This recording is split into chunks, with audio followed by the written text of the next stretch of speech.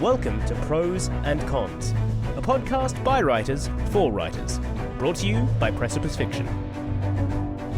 Precipice Fiction would like to acknowledge the people of the Eora and Durag nations as the original custodians and storytellers of the land this podcast was created on. I guess we explain at some point today. We're just talking. This is just you and I having conversation. This is kind of an episode, kind of not an episode. So today it's me and Paddy having a chat about Cormac McCarthy adaptations. So we're going to have a little chat about some of Cormac McCarthy's books that were turned into films, and I guess how we felt about those films. Yes, how we felt about those films. Oh boy. It's my diplomatic way of saying that. Yeah. Is it fair to say Cormac McCarthy is one of your favorite authors? Is that a fair statement? I don't know if I've read enough of his books to say that, but I have been very impressed with the few I have read. I read The Road, I read No Quitch for Old Men, and I read Blood Meridian. And Blood Meridian is a book that I was really fascinated by out of the three of those. How about you? He's one of your favorites, is he? Well, I want to say yes, but I've read fewer than you. But that's never stopped me in the past. I'm going to say he's a favorite. So The Road I thought was staggeringly good, and Blood Meridian is one of my favorite books. I also started All the Pretty Horses, which I wasn't in the right headspace. I think I was too young. It went over my head. I need to come back to it because, Cormac McCarthy deserves a lot of attention. It's not an easy read. Yes, I do find his writing is something you really have to sit down with and kind of digest it. This is a little off subject, but a friend of mine recently sent an article, which I haven't read. Lauren, I'll get to it. I will get to it.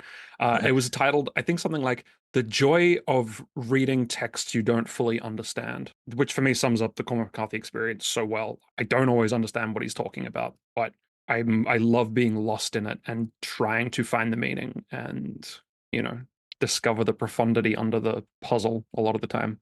I don't know if that, maybe I'm just a dummy and you're like, no, it's really obvious. It's really easy stuff. No, I'm very, very much the same. It becomes something kind of like music. I'm thinking as well of like when I was younger reading some of H.P. Lovecraft's passages that I felt like I didn't necessarily understand, but I was definitely feeling the tone. Yes. What was being said. Some of his writing a little bit convoluted. And I always enjoyed that. And I think it becomes a little bit like in the one sense, writing a story is trying to transfer like the writer's imagination, the writer's thoughts onto the page, and then for you to interpret them in a pretty close way. So if it becomes a little bit more complex or a little bit less accessible, sometimes we think of that as bad writing, but sometimes if the tone, if the emotions, if these things are still being evoked, it's the same. And I feel like it becomes a little bit more like poetry, a little bit more like music when that's happening. It's such a tricky thing as well, because like, you're right. You can do it in a bad way where it's just like, this isn't clear enough. And I don't, that could be a podcast subject in and of itself. I have no idea where the line is between ambiguity that's bad because it doesn't make sense and ambiguity that's good because it might make sense. Can you work it out? Yes. Yeah. And I don't quite know how writers tell themselves where it is they're landing. How do they know? Like, who are they testing it with? Or, well, the editor knows, because imagine getting a manuscript and you're reading it and you're like, this is really good, but I don't really understand what's being said here. Do you tell the writer, this needs to be clearer because I don't understand it? Or you tell the writer, look, I got to trust you. This seems like genius and just run with it. I don't know. I'm in this exact conundrum. Real world examples. This is good. Yeah. Don't take offense. I've joined a writing group, another writing group. I feel absolutely betrayed. I know. I thought it might do this be controversial. This is good. This is healthy. Yeah, I'm happy for it. One of the writers there is doing a crime novel written in absolutely beautiful prose, and then sometimes like the dialogue is just very straightforward, and it works really well. But I'm in that place of saying, like, should you keep going? Because some of the writing group is saying like it's going to become inaccessible and it might become tiring after if you take a big chunk of story like 10,000 words, might it start to lose its effect? Each of the beautiful lines together, will they stop having the same effect? And is it because it's a crime novel, they tend to be a lot more faster paced? Yeah. But is all of that also good? Like, are people going to read it specifically because of the way it's written? And is it something that's not going to become tiring and going to remain nice to read for a certain type of reader? And it's really difficult to know. Yeah. And then even if you were to read it and felt it was a bit tiring, that might just be your experience. Somebody else might be like, this is my favorite thing ever. I really, like, I've not read it, obviously, but I really want to tell that person, like, just write it, because I haven't read James Joyce's Ulysses, but, you know, it's got a reputation, and I'll bet if he brought Ulysses to his local writing group, like, I'm sure you guys are great, but they would have said, like, what is this? Yeah. This is nonsense. This is a massive tome of just babble, and, you know, considered one of the literary greats, or... Hang on 1 sec. Yeah, okay. As I heard a noise. It was just the postman dropping something in the letterbox. Gonna chase away the local children with a stick. I was 100% like if someone's breaking into my house right now. Yeah. You seem very calm for someone who was about to just break out the bat on someone. I was going to say, do you use the cricket bat? But of course you wouldn't. Like, what? The shillelagh? Shillelagh? What's the go-to? Like, it's not a baseball bat and it's not a cricket bat. Like, what's the go-to? A hurl, yeah. Or a hurley stick. You wouldn't call it a hurley stick. It's the hurl, HURL. It's like a baseball bat, but it's flat, so aerodynamic. Yeah. Every country has its go-to club. Yeah. We're a terrible species. Anyway. Speaking of being terrible species, you just watched The Counselor yesterday, is that right? Yeah, I did. I watched it with my cousin. And The Counselor, those that don't know, is, correct me if I've got this wrong, Cormac McCarthy's first screenplay. So he's written, you know, The Road, No Country for Old Men, blah, blah, blah, blah. And many of these have been adapted into films. And this is the first time he's written something specifically as a screenplay. I think you're right. I think it had been originally a play of some kind. I might be wrong on that. Ooh, or I think it may have been written for stage, but I think that he was involved in writing it for cinema. So he may have adapted his own work for the screen. But it feels like it could well have been something that was written for stage, because an awful lot of it could conversations between the two people. Yeah, it is. And none of it's all pretty simple, I think. You're right. A lot of it is just duologues. And directed by Ridley Scott, which feels like a weird combination. Like Ridley Scott, this massive, like big time Hollywood director who does like big budget kind of blockbusters. And then Cormac McCarthy, who is this quiet, brooding intellectual who writes incredibly dense novels about human suffering. But they did it. Yeah.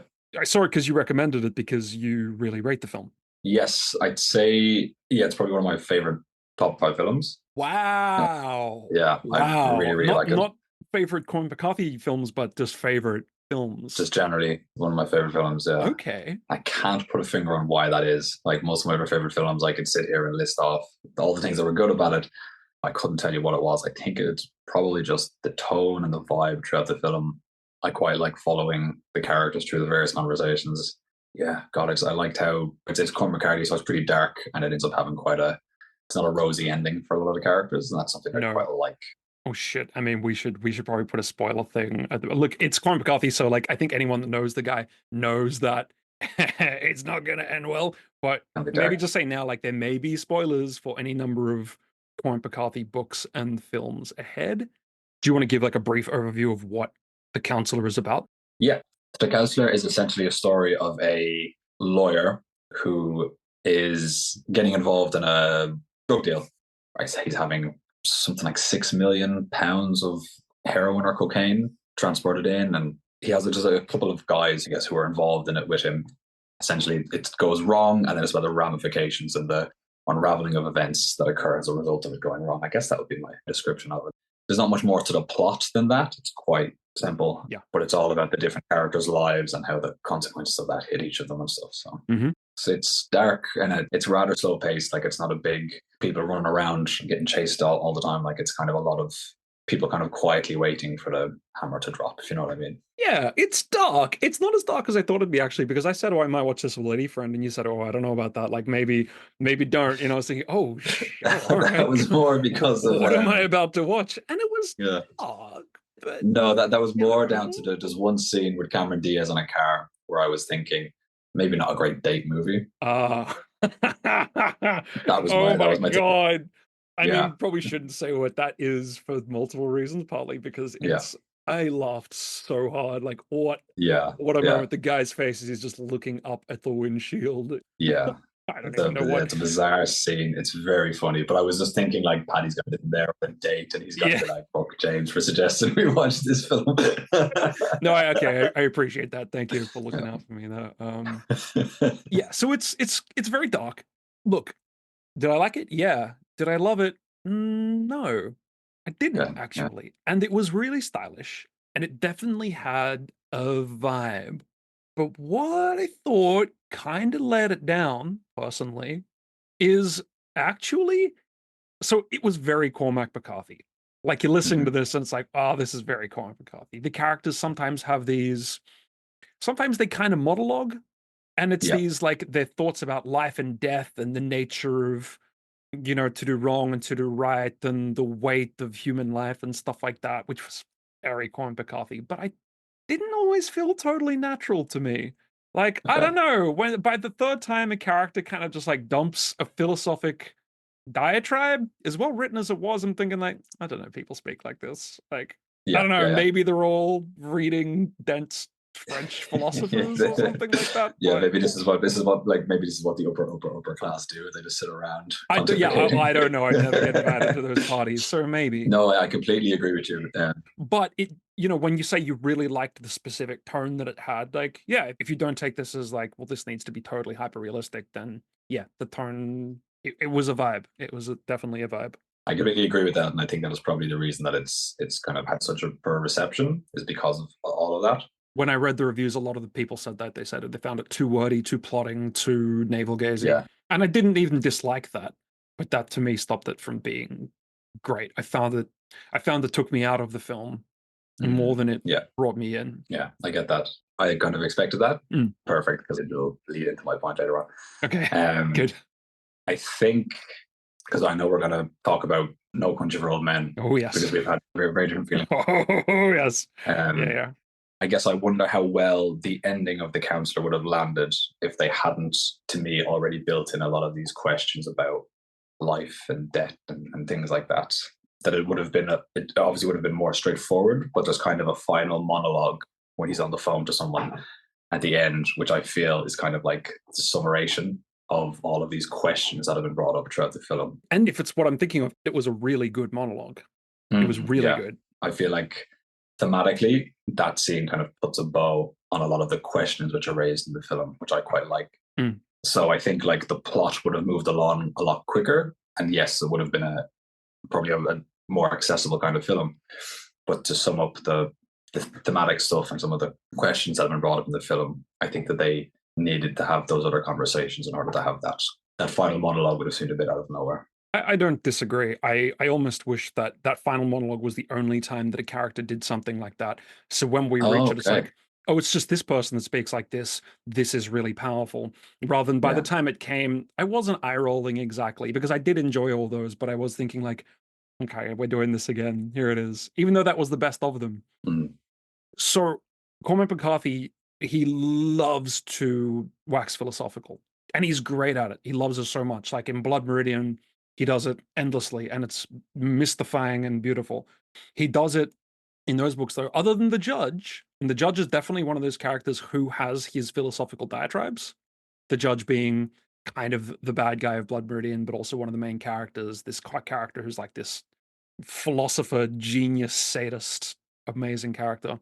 But most of it otherwise is done in the non-dialogue prose. It's done with Cormac McCarthy just writing on the page.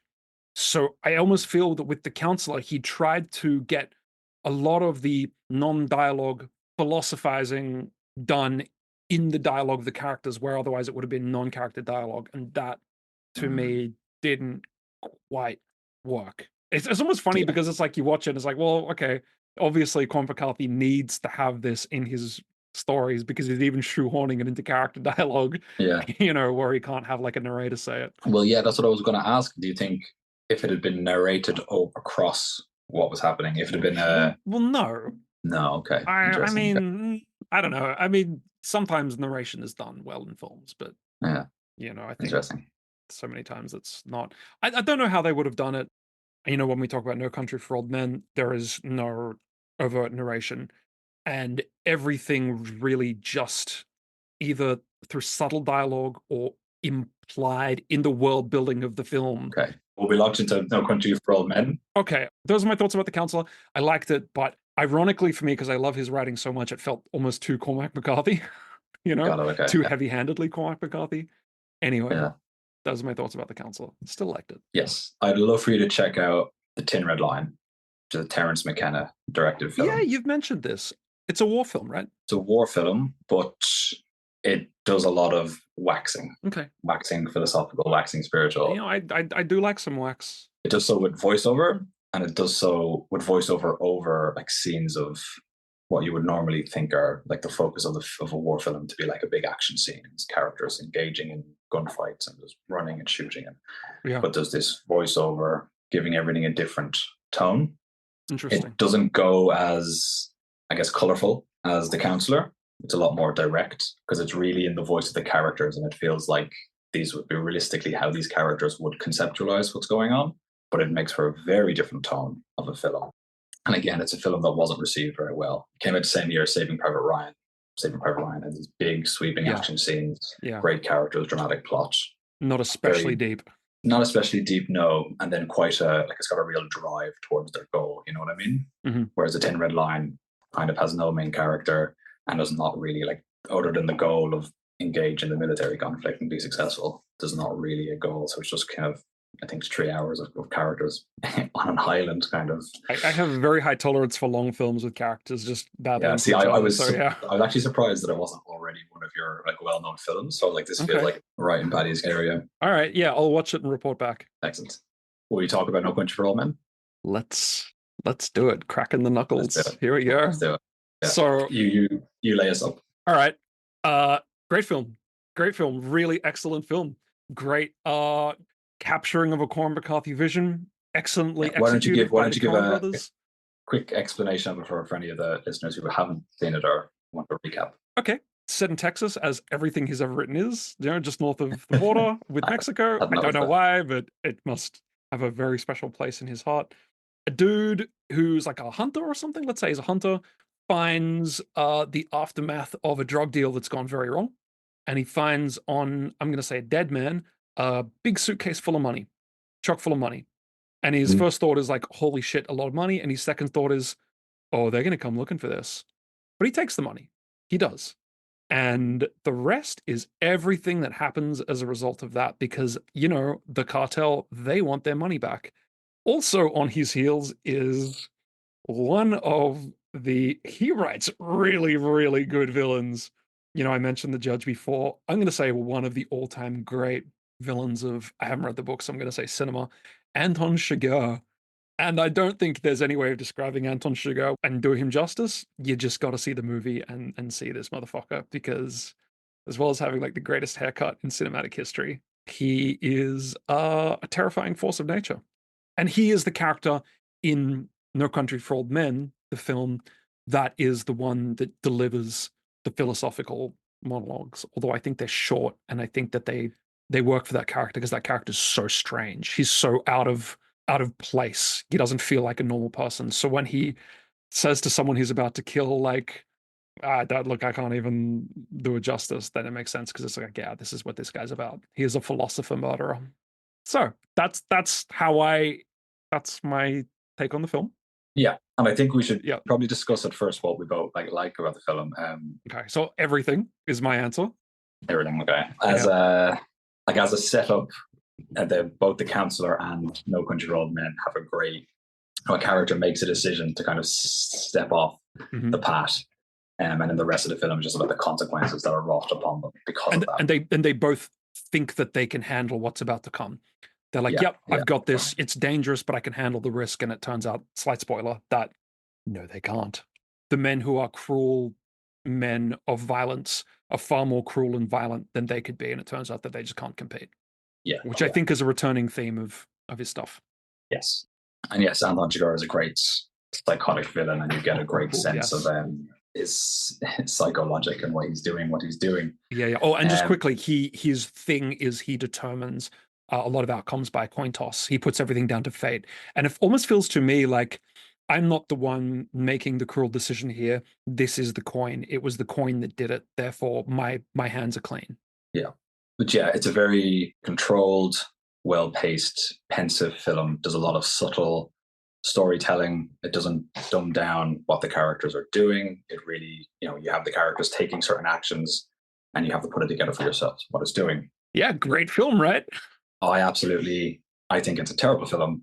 I think it's a great example of how not to do a subversion. I think it's a great example of how not to do an adaptation. And I think it's a really good tool, a really good lesson for storytellers in considering shifts of genre or maybe like audience expectation. Because for me, madness. I see No Country for Old Men as an action thriller for the first act and second act, and a really good action thriller for the first act and second act. And then in the third act, all of that stuff that we were saying about the counselor, kind of these waxing philosophical, all this thematic stuff, the film then drops the action thriller plotline essentially and kind of leans into the theme all at the very end and starts kind of waxing philosophical for the last act of the film. And they don't land a third act in terms of an action thriller. So for me, I see the film as this is what it is, and it's telling you this is what it is. This is what it is, and it's telling you this is what it is. And then it stops being that and starts being something else. Okay, actually, I think that's a pretty fair criticism. I don't feel it myself, but yeah, I get it. It's definitely like all the action is in the first two acts, and there isn't really a big crescendo. Like if you take the typical tension over time graph, where you want the big swell of tension right at the end and then a big climax. No, it doesn't really have that. Yeah. Honestly, though, so I love the Coen brothers, and Coen brothers films often don't. I feel like they just don't follow a typical pattern at all. Like if you've seen The Big Lebowski, I mean, you graph the tension of that.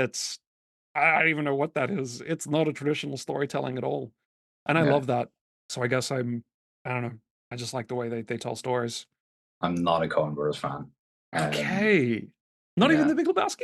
Not particularly The Big Lebowski. I recall watching it and how interesting. An impression. Well, the Coen brothers are very Coen brothers, so I definitely get why people wouldn't like their stuff. I can't remember the name of it now. They made a series of it as well, of the same name. Fargo. Fargo. Yeah, that's actually my least favorite film of theirs, so that's funny. Really? Okay. Yeah, I should see it again, to be fair. I heard the series is very good as well.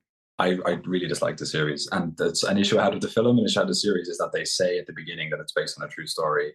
And it's not. And I think they do have to give themselves a license to not follow storytelling rules and still keep the audience engaged because the audience thinks this is how things happened. The Coen brothers have never asked permission to tell a weird story that doesn't follow rules. So I think they're just going to do it. They're just going to make a Big Lebowski and say like, deal with it. We've made this. So I don't know about that. I found that disingenuous. Okay. And I didn't like their vision for No Country for Old Men. Okay. Particularly because I felt they did something so well in the first two parts and then didn't do it in the ending. And I feel like their out was like, this is the original story, but they had made alterations to the original story to lean into. They have this subversion kind of going into the third act, which is a lot more jarring and a lot more shocking in the film than it is in the book. Because in the book, every other chapter is from the perspective of the sheriff just speaking in first person to the reader about things he's seen during his time on the force. And the sheriff is the one investigating this whole shit show, and he's always just behind the killers. He always feels like he's outmatched and he's outgunned, and like, I can't handle this. I'm just a small town sheriff. This is all just way beyond me. Yeah. In the film, he feels kind of like the third most important character because he's not dynamically moving the story forward, and you don't really see him go on I would say you don't see him go on much of a character arc up until the very end, and then you're kind of like, oh, there's something there.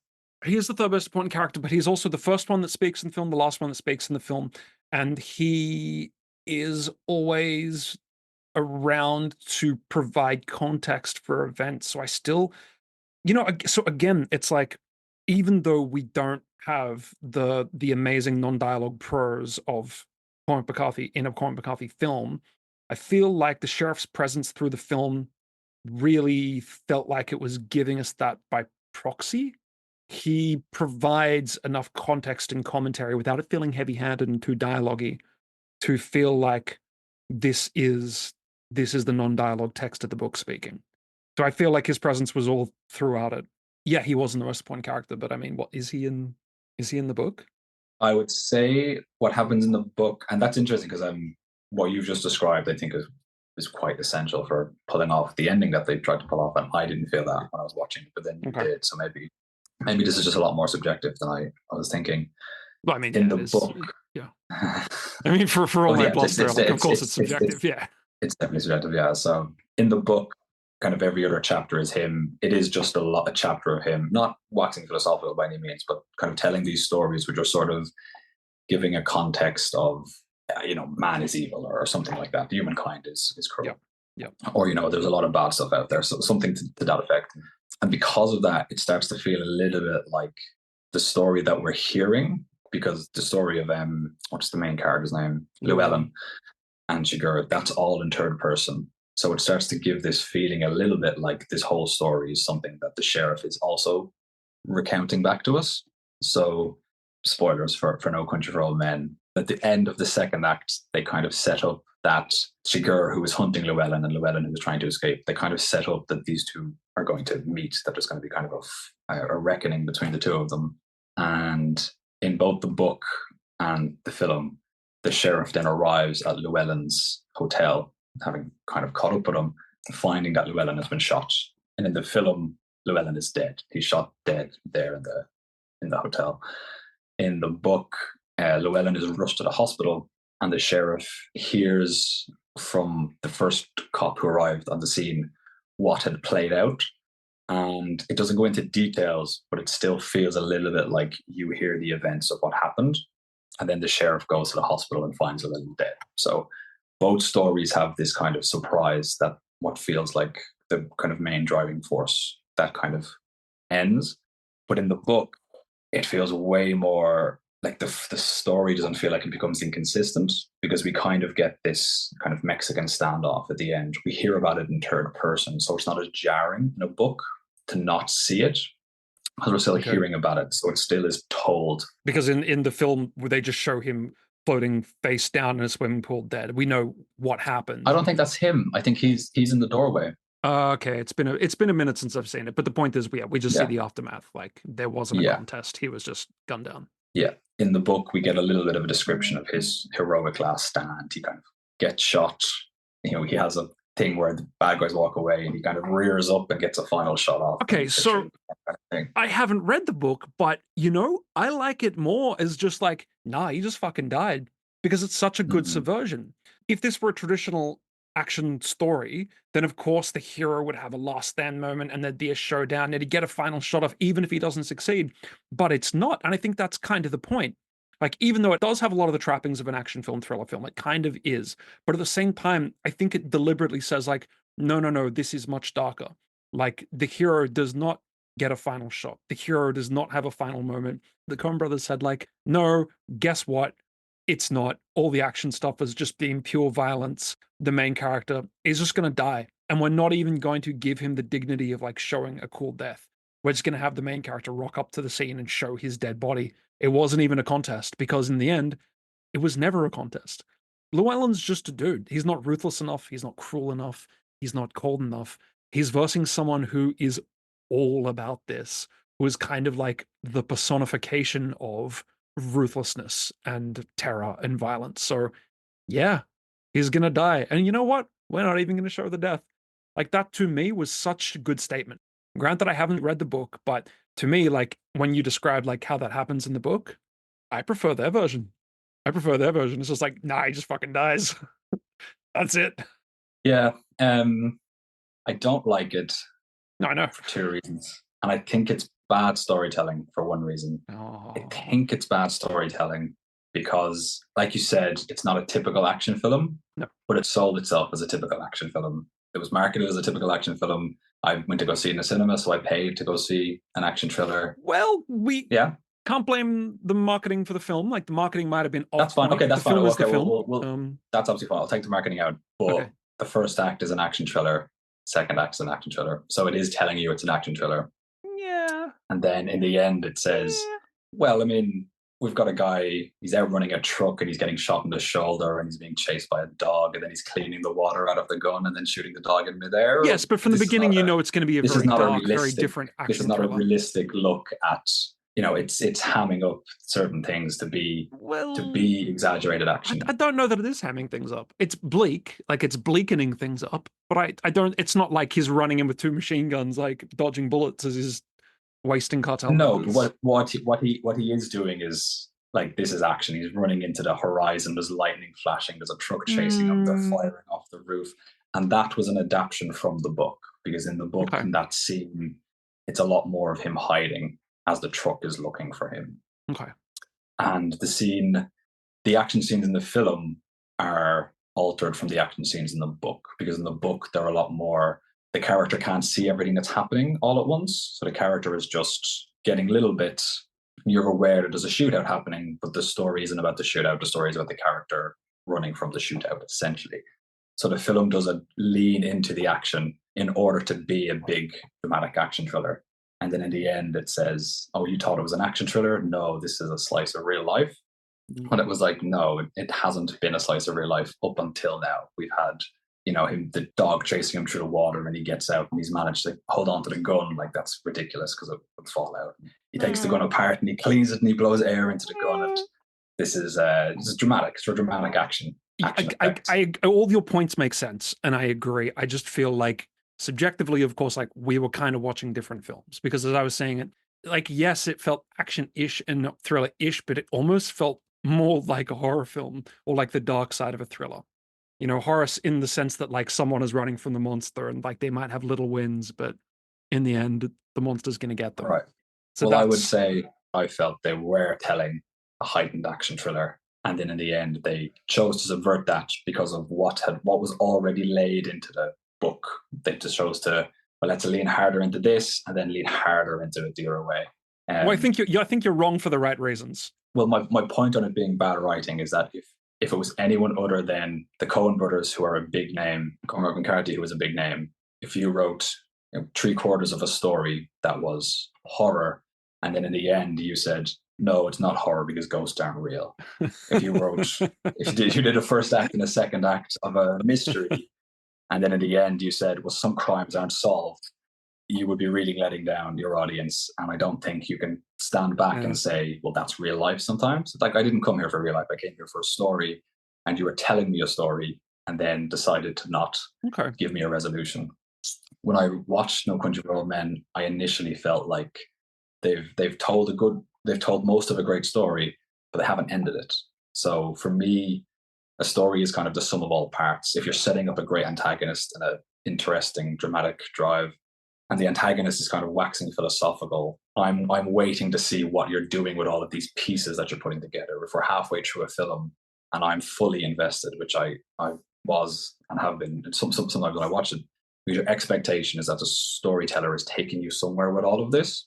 So for the storyteller to get to the end and then kind of really drop the dramatic drive of the main plot line and kind of have all these pieces kind of scatter off in different directions and say, sometimes that's life. It feels really disingenuous of a storyteller. And really, I find the ending of the film really boring, because once the drive falls out of the film, like, we have an action thriller end, which easily 5 minutes of Tommy Lee Jones looking into the camera, telling us stories of his dreams, which again, in a book works because that's how the narration has been going. But for a film where you have, characters shooting out of windows and driving and shooting each other as they're driving past each other and stuff, I thought it was bad storytelling because it wasn't even a subversion, because it didn't set you up in the beginning to feel this is going to go in a different direction. It said, this is a really well told action thriller, and then it took a left turn in the last act. Okay. Good points. Well expressed. I get it.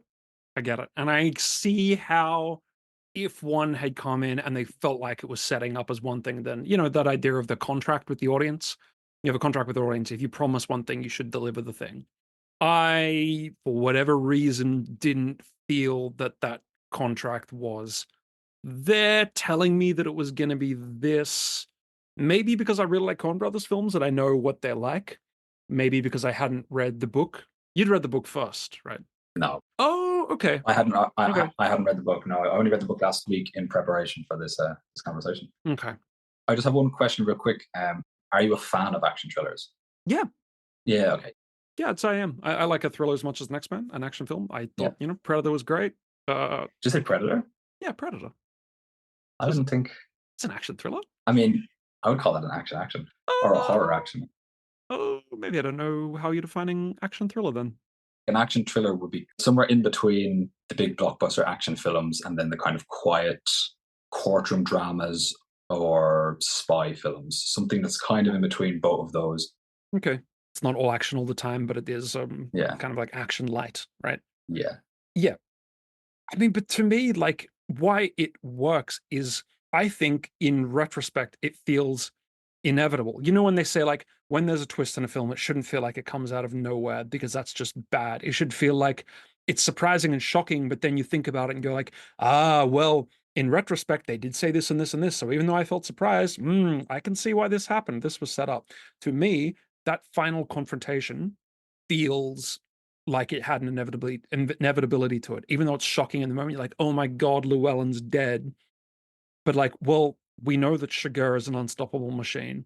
We know that everything was pointing to Llewellyn being kind of out of his depth and only just surviving by like the skin of his teeth. And there are all these warnings from the Woody Harrelson character who comes in and goes, "You don't know this guy like I know this guy. He's a scary man. You shouldn't be up against him."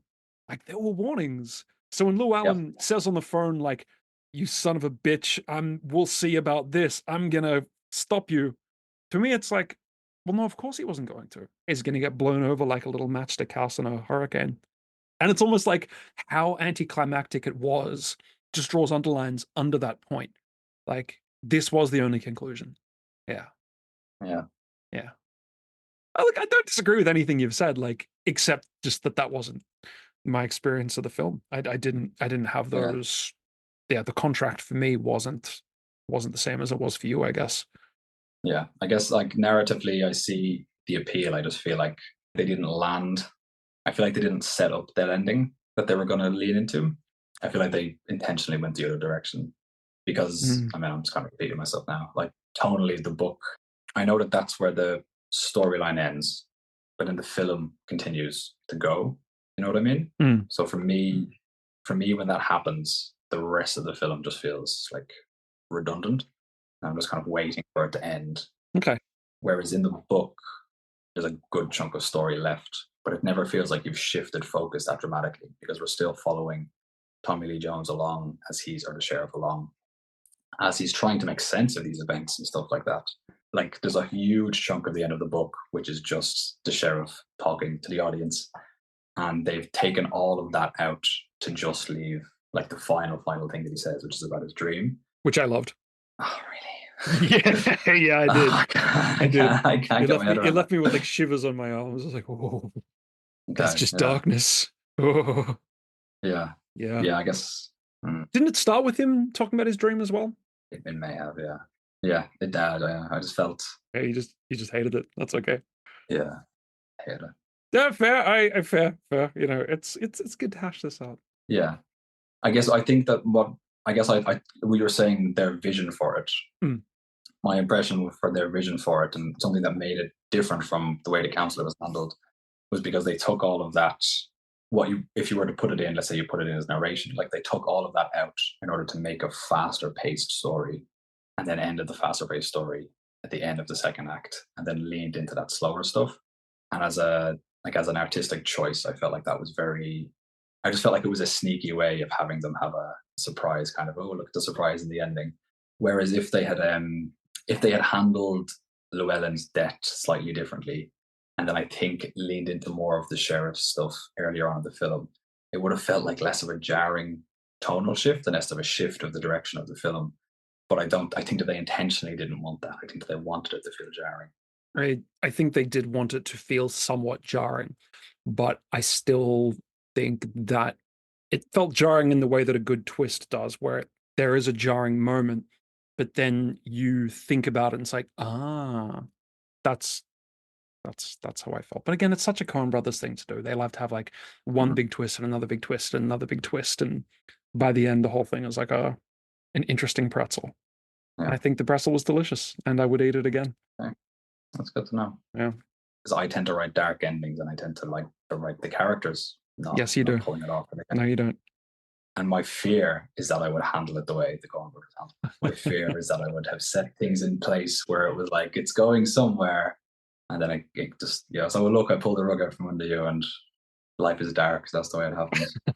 Also, I know I'm just dumping on it now, but that's okay. No, you say now, but you've been doing it for the last 20 minutes. But that's okay, you know. I know, but I feel like now I'm not constructively dumping on it. I'm just airing grievances, just shitting on it. The fact that there was a lot of philosophical stuff brought up felt to me like it was turning into a this philosophy versus that philosophy kind of thing. Yes. And in particular, I feel like if they hadn't had that scene between Shigur and Llewellyn on the phone, and maybe the Woody Harrelson scene, then Shigur and Llewellyn on the phone, and that's like directly from the book, so they obviously were being faithful. And it felt like it was becoming a conflict of philosophies.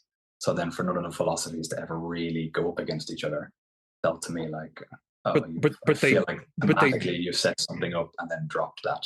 They did go up against each other, and the Shigur's philosophy of absolute ruthlessness just blew over the other one. Yes, but he did manage a few shots. It was one of those things where like you could just as easily have interpreted it as he shoots him in the film as well, because Shigur has to go and get himself medicine. Yeah, he blows up a car. I think that happened early. I think that might have happened earlier. That was he was tracking him, if you remember, because he had a beeper in the suitcase. Remember the hotel where Woody Harrelson gets shot the night before? Shigur comes in and there's a shootout there in the hotel. Okay, look, I'll take your word for it. Okay, I've seen this movie like 2 or 3 times, so I should remember this, but for whatever reason, I don't.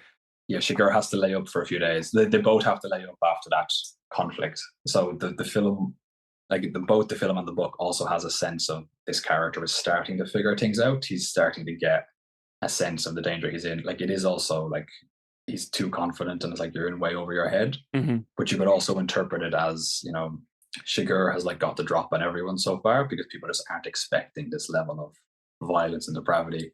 And now this character is starting to see what he's up against, and now he, you know, for the first time, he knows what he's pointing at. Because we've seen him as a character who's patient. We've seen him as a character who's had made very sensible steps in order to stay one step ahead.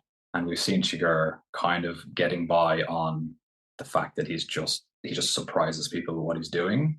So for them to set all of that up and then off screen just have it end and not end with a climax, I just felt like it was insulting to the audience. Strong words. Interesting points, you know, maybe not totally true to the film, but yeah, strong points. Definitely valid points. Yes, and I think worth considering for any writers thinking of following in those footsteps. Yes, to keep in mind audience expectation and how things might be interpreted. People might take a different leaning with the themes or things like that. So I will definitely concede that most writers probably shouldn't try and copy the Coen brothers, because the Coen brothers are deranged in their storytelling and they do it in their own special way, which some people hate. Yes. And some people love, but some people hate. Okay, so before we wrap this up, I really wanted to talk to you about Blood Meridian, which is a book that I know we both love. Cormac McCarthy book.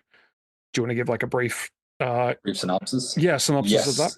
I would describe it as a story in which, when is it set? It's kind of set around the 18th. I want to say the late 1800s.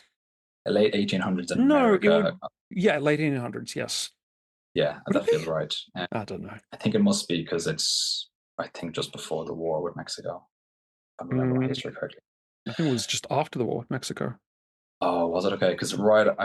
That'd be early. Anyway, it's some period of time. Texas, the cowboys, that's all you need to know. Yeah. And it kind of follows a group of, I would say, marauding cowboys who decide to go scalp hunters into Texas, scalp hunters, to go in and take scalps in exchange for money. You can take the top of the head off someone and basically sell it back to America for money. And these guys head out and they quickly learn that you don't have to necessarily take the scalps off warriors. You can just take the scalps off anyone who is a indigenous American. So it is just a bloody, violent, very dark tour across this landscape with these characters who were based on real people in history. The Glanton gang. Yeah, just follow the Glanton gang and their horrible escapades. And that's just absolutely harrowing. Yeah, harrowing.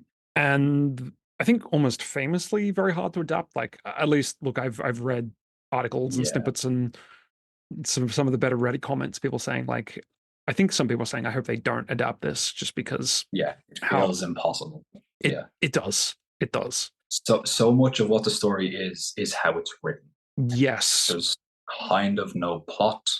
The main, if you could call him a main character, the character that the story mostly follows, has absolutely no internal information. You're not getting any that's interesting. Emotion. Yeah, it was very, very different. You don't get any internal information from any of the characters, which is very strange for a book, and would seem like something that could be very easily adapted into a film, because a lot of the book is based on you being like, what are these characters thinking when doing this? And feels like something that could be adapted into a film very easily. But then so much of the prose, so much of the tonality is derived from the way the descriptions of the landscape is described. Yes. Sweeping, beautiful depictions of kind of Mexican desert. But also very bleak and alien. The landscape often feels sometimes very beautiful, but sometimes almost like an alien planet. It's hostile and arid to the point where it seems like humanity shouldn't be there.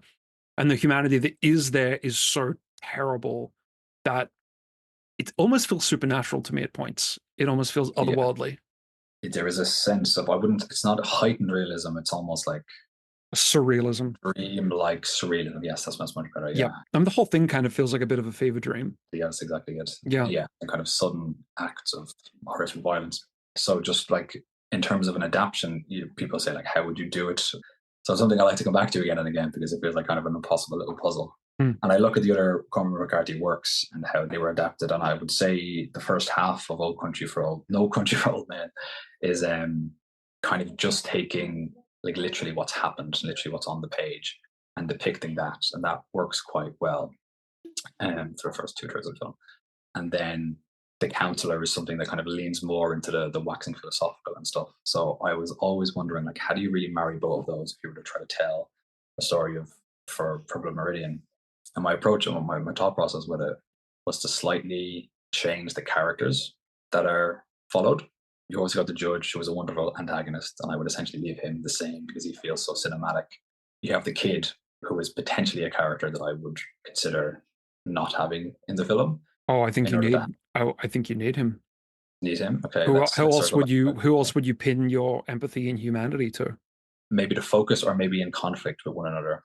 Okay, so the kid, for anyone listening, is he's the character we start the story with, and he's essentially just a boy who gets like almost accidentally conscripted into this gang. He sort of falls into it. So he's sort of the tabula rasa, like the blank slate. We know from the start initially he's not a bad person because he's just a kid. He's literally like 14 or something. And we don't see the story through his eyes necessarily, but we follow him. So he is he's almost like the one character that isn't a monster. He's not the only character, but he is not a monster. So by following him, we're able to like delve into this terrible, terrible world and not feel just like disgusted immediately and want to close the book. Does that kind of fair? And personally, I thought he was one of the worst in the bunch. Oh, okay. But that was more from my interpretation of the ending. So I guess just in terms of kind of trying to create a bit of a narrative flow for a film, I would view it as a road trip movie. And a road trip movie, you kind of want to have a little bit of a back and forth between the characters. So I would probably have just written in maybe one or two characters who are the boy and the priest. Yeah. Are they like continuous throughout it? I don't know if the priest is continuous, but he's in enough of, I think, the latter parts of the book to, I mean, maybe you could write him in earlier, but I remember the priest is kind of like the counterpoint to the judge being this like terrible, menacing, evil man, and the priest being, I mean, not as bad. I just think that would be my arc if I was trying to put it in, that there would be one character who starts off not great, but not as bad as the rest of the characters, and then slowly starts to like become part of the group. And that's kind of the thing that you're hinging is he going to end up like the rest of them, or is he going to walk away, or is he going to stop any of this? That to me would be the kid, but okay. I feel like because the kid was kind of a blank slate and he didn't have any major conflicts with any of their characters, I would try to just depict. I would try and be developing some of the themes that Cormac McCarthy is developing in his prose. I'd be trying to get characters to be a vessel for those themes, rather than having like a ton of narration go across the whole film. I would try and have characters who maybe don't have conflict with each other, but maybe their internal monologue is narrated across what's happening, and you've got a bit of a conflict of ideas. This again is why I was suggesting to check out the Thin Red Line, because I would actually approach it very much like a cross between the Thin Red Line and that film Hostiles, the Christian Bale one. I don't know if you watched that one. No, I haven't seen it. Superb. Okay. But I guess I would be taking the themes and the tones of Hostiles, and like, you know, it's also kind of a Western, and I would be putting the storytelling of the Thin Red Line on top of that. The Thin Red Line was quite unusual how it ended up in its final stages, because it was originally going to follow the actor Adrian Brody. He was meant to be the main character in the film, with the other characters kind of circling around him, and made kind of Jim Caviezel the main character. Didn't tell Adrian Brody. Adrian Brody found us out at the premiere, and that he's not the main character in the war film. And the film tends to be about the conflict with the characters' different philosophies and their attitudes and how they're conceptualizing their place in the war and stuff like this. So that would be something that I would try to do with Blood Meridian if I was trying to turn it into a writer for screenplay. What are your thoughts on an adaptation of Blood Meridian? Apocalypse Now. Have you seen Apocalypse Now? Love Apocalypse Now. Yeah, me too. It's you could say it's a road trip film, except it's a boat trip. Absolutely is. Absolutely, yeah. It's very fever dreamy. There's lots of montages, especially toward the end, and the landscape is absolutely a part of that film. You know, it itself is an adaptation of Heart of Darkness, where like an imperial, I don't know, explorer or something goes further and further down the Congo, into Africa. The jungle gets deeper and deeper, and he gets further and further away from the sort of civilized lands, quote unquote.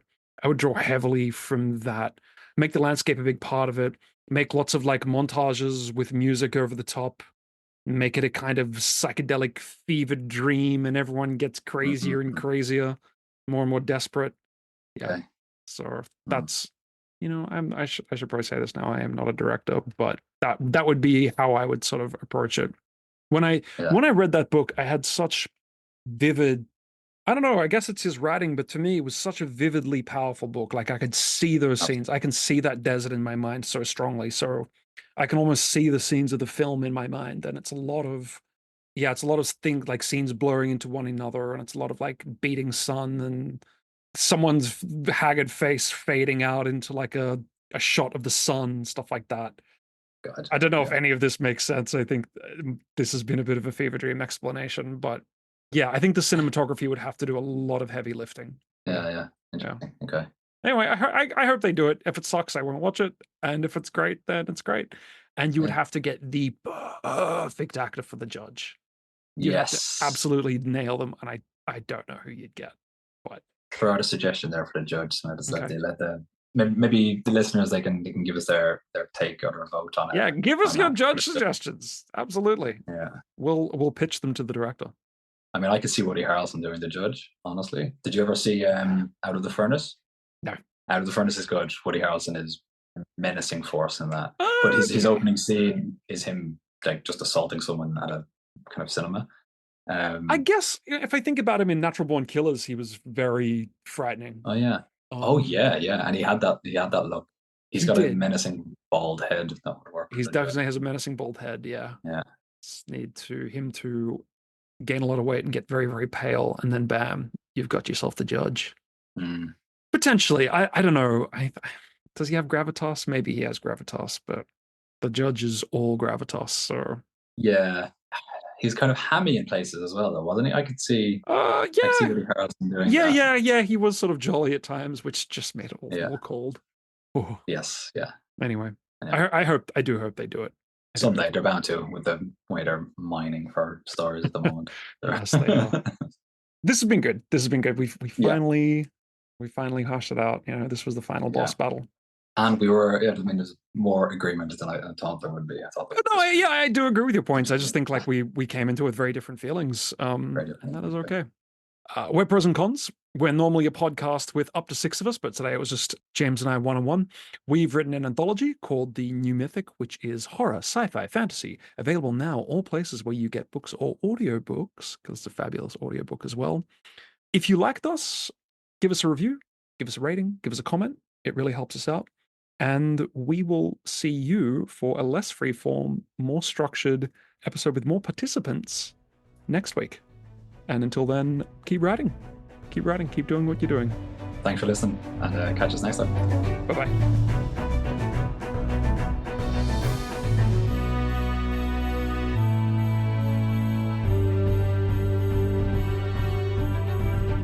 You're listening to Pros and Cons, the Precipice Fiction podcast.